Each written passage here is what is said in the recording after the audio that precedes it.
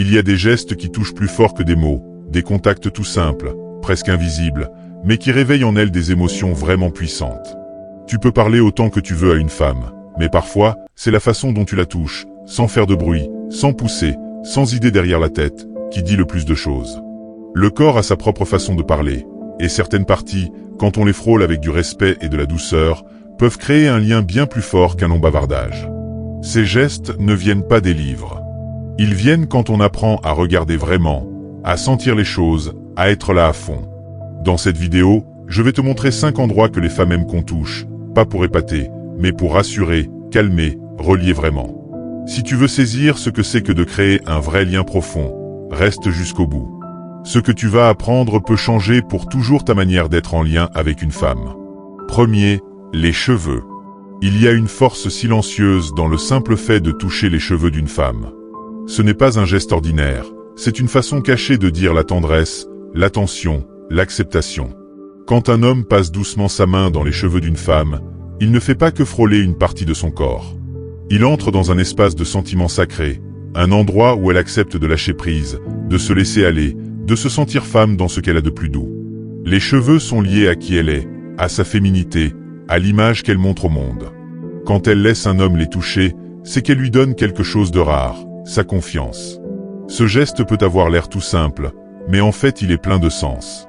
Une caresse dans les cheveux peut calmer une tension à l'intérieur, faire descendre la pression d'un instant, relier deux personnes sans un seul mot. Il arrive souvent de voir une femme fermer les yeux quand ses cheveux sont touchés avec douceur. Ce n'est pas par hasard. Elle ne ferme pas juste les paupières. Elle ouvre un espace en elle où elle se sent en sécurité, vue, reconnue. C'est comme si ce contact tout simple activait en elle un souvenir de sentiment, un écho profond qui lui rappelle ce que c'est d'être protégée, chérie. Mais ce geste, pour avoir tout son effet, doit être fait avec une intention vraie. Il ne s'agit pas de prendre, mais d'offrir une douceur et une présence, un lien sans attendre rien en retour.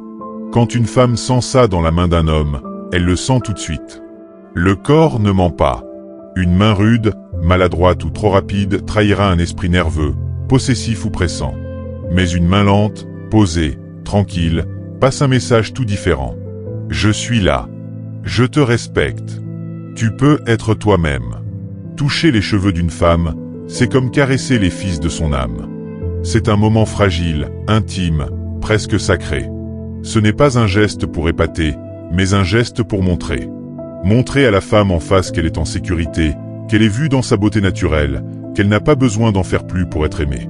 Parfois, ce geste suffit à faire naître un sourire, un frisson ou même une larme discrète parce qu'il répare, parce qu'il touche là où les mots n'arrivent pas. En vérité, un homme qui comprend la force de ce geste, qui le fait avec sincérité et patience, entre dans une relation plus profonde. Il ne cherche pas à séduire, il rassure, il ne contrôle pas, il honore. Et c'est dans cette ambiance que la femme s'ouvre naturellement et rayonne parce qu'elle sent qu'elle est entre de bonnes mains. Deuxième, le bas du dos. Il y a des gestes discrets qui marquent profondément, bien plus que les mots. Le bas du dos d'une femme est l'un de ces endroits que beaucoup d'hommes oublient, mais qui porte pourtant une charge de sentiments et de symboles très forte. Ce n'est pas une zone qu'on touche au hasard, ni sans en comprendre le sens. Quand un homme pose doucement sa main à cet endroit précis, surtout dans un moment ordinaire, en traversant la rue, en la guidant dans un endroit plein de monde ou simplement en marchant côte à côte, il envoie un message silencieux. Je suis là pour toi. Je veille sur toi. Tu peux t'appuyer sur moi. Ce contact n'est pas envahissant. Il est protecteur. Il ne s'impose pas. Il rassure et c'est justement cette finesse qui le rend si puissant. Le bas du dos juste au-dessus de la hanche est une zone qu'on ne montre pas facilement. Elle est à la limite entre l'espace public et l'espace personnel. Quand une femme permet qu'on la touche là, même vite fait, c'est souvent parce qu'elle sent que l'homme en face ne cherche pas à prendre mais à offrir une présence stable. Ce petit geste devient alors un ancrage dans le moment présent, une façon de dire « je te soutiens sans te contrôler ». Il faut comprendre que cette zone est liée à l'équilibre, à la posture, au centre de gravité du corps. Quand on touche une femme à cet endroit, on ne fait pas que frôler sa peau. On entre en contact avec son axe, sa stabilité, sa verticalité. Et quand le toucher est doux, voulu et respectueux, ça agit presque comme une reconnexion. Ce n'est pas juste physique, c'est énergétique. Ça calme. Ça rappelle à la femme qu'elle n'a pas besoin de porter tout le poids du monde toute seule. Mais attention, tout est une question d'intention. Une main trop insistante, trop présente casserait la magie. Il faut que le geste soit court mais sincère, léger mais ferme. Un instant de contact et puis la main se retire, laissant une sensation de chaleur, de stabilité, de sécurité. Et souvent, les femmes ne disent rien quand ça arrive. Elles ne vont pas forcément réagir de façon visible, mais à l'intérieur, elles sentent, elles gardent en mémoire. Ce geste reste gravé, parfois plus profondément qu'un mot gentil ou un compliment. Car ce n'est pas un geste social, c'est un geste intime dans sa plus belle forme. Celui qui relie sans envahir, celui qui dit « je suis avec toi » sans bruit, sans besoin d'être vu. Dans un monde où tout va vite, où les relations sont parfois superficielles, ce genre de contact devient rare et donc précieux. C'est un art que peu maîtrisent mais que les femmes ressentent tout de suite. Et un homme qui sait faire ça sans idée derrière la tête, avec une présence vraie et tranquille, marque l'esprit et le cœur bien plus que celui qui essaie d'en faire trop.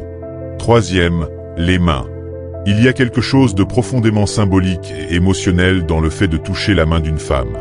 Ce n'est pas simplement un contact physique, c'est un pont entre deux âmes. C'est l'un des gestes les plus anciens et les plus universels pour dire « je suis là avec toi, je te respecte, je te ressens ». Prendre la main d'une femme, c'est entrer dans son espace intime avec douceur, sans bruit, sans forcer.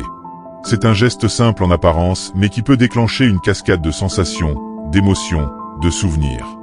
Car la main, c'est la partie du corps qui reçoit, qui donne, qui crée, qui exprime. C'est l'outil du cœur. Et quand un homme sait la toucher comme il faut, il ne touche pas seulement la peau, il touche l'histoire. La main d'une femme porte en elle tout un langage silencieux.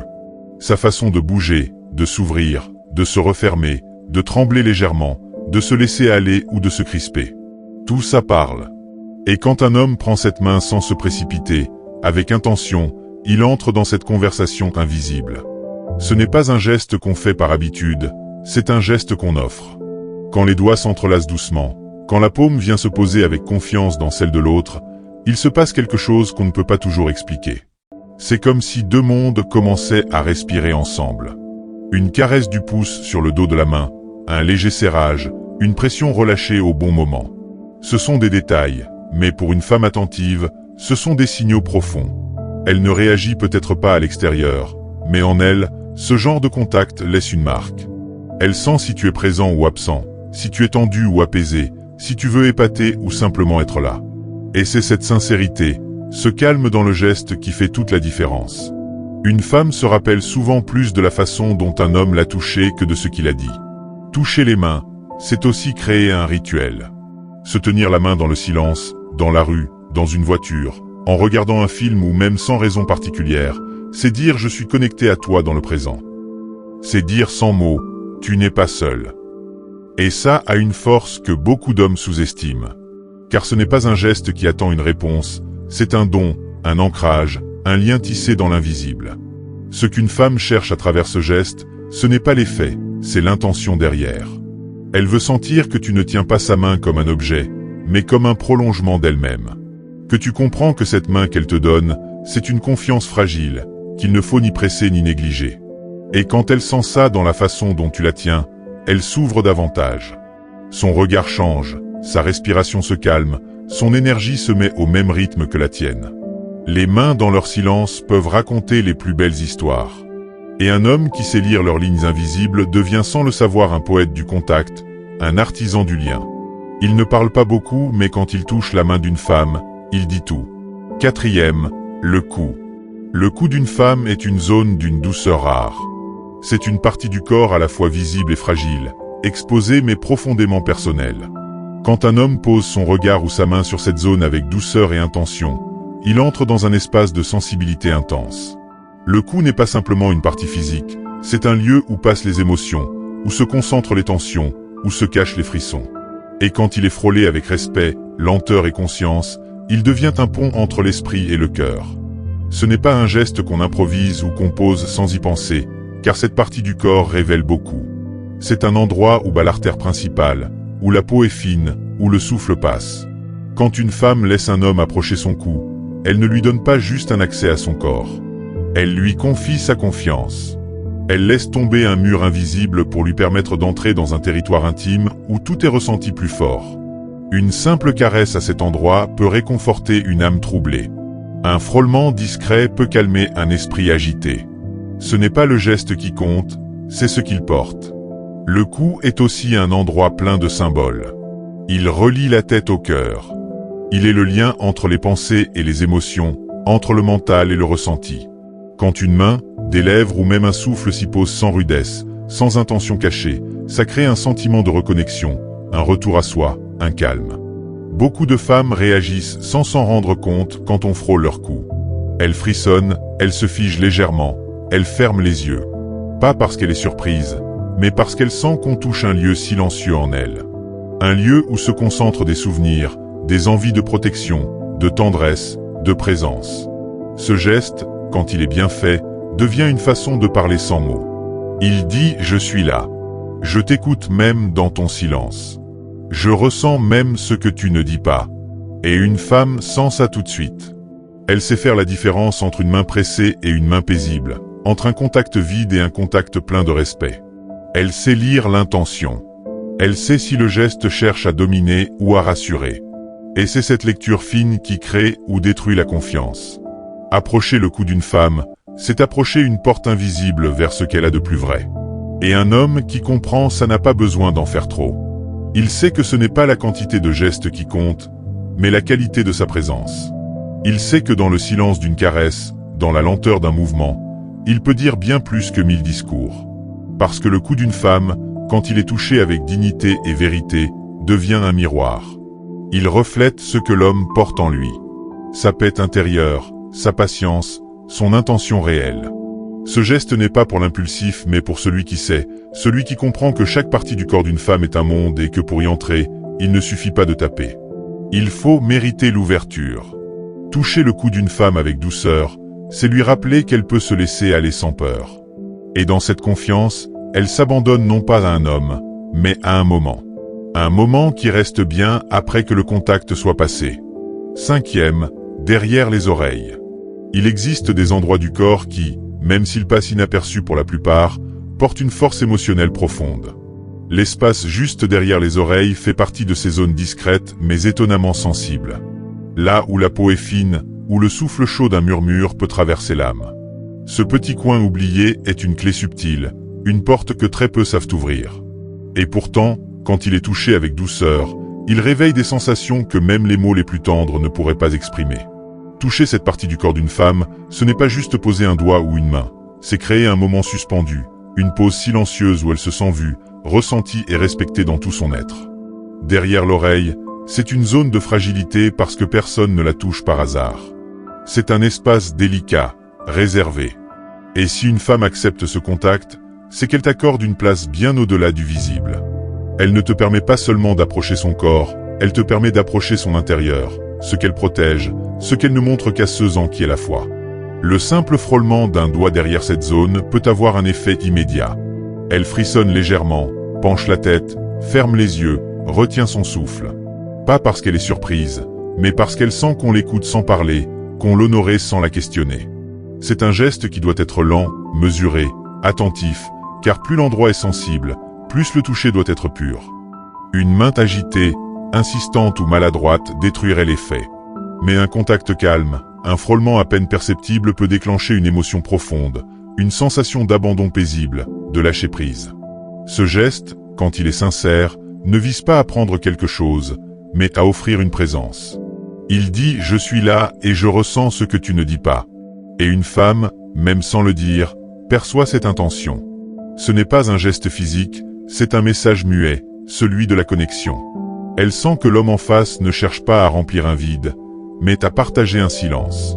Que ce contact si délicat est en réalité une façon de dire l'indicible, de révéler la beauté sans l'exposer brutalement. Et il y a dans cette zone un souvenir ancien, presque maternel, comme si chaque femme portait en elle la mémoire d'un contact doux derrière l'oreille, un souffle chaud, une main rassurante. Quand un homme touche cette zone avec respect, il réveille cette mémoire. Il ranime quelque chose d'enfoui.